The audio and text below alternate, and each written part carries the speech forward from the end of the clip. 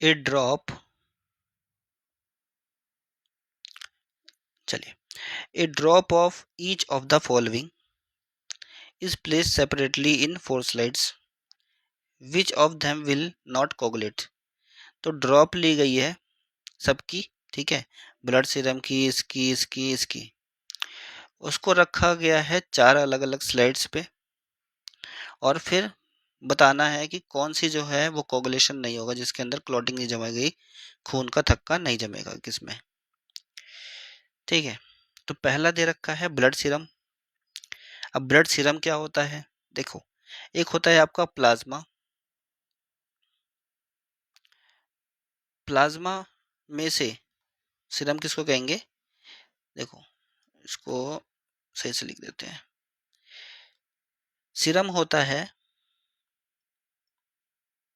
जब हम प्लाज्मा के अंदर से क्लॉटिंग फैक्टर निकाल देते हैं, क्लॉटिंग फैक्टर, तो प्लाज्मा माइनस क्लॉटिंग फैक्टर आपका हो जाता है सीरम एक तरीके से, ठीक है।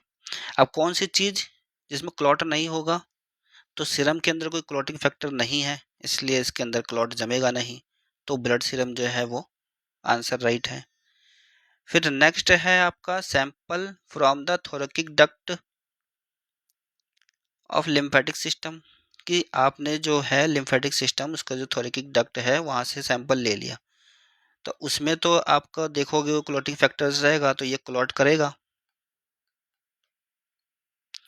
नेक्स्ट है whole blood from the pulmonary vein, pulmonary vein से आपने होल ब्लड ले लिया। होल ब्लड मतलब कि उसके अंदर आरबीसी है, प्लाज्मा है, serum, clotting factors, bicarbonates, near के मिनरल्स मिनरल्स सब कुछ है, ठीक है, डब्ल्यूबीसी भी है, आरबीसी भी है, ये सब। तो अब सारी चीज़ें क्लॉटिंग फैक्टर्स भी हैं, तो ये क्लॉट करेगा। ब्लड प्लाज्मा, ब्लड प्लाज्मा के अंदर अभी हमने देखा कि उसके अंदर क्लॉटिंग फैक्टर होता है, तो ये भी क्लॉट करेगा। क्लॉट जो नहीं करेगा वो कौन सा है, ब्लड सीरम।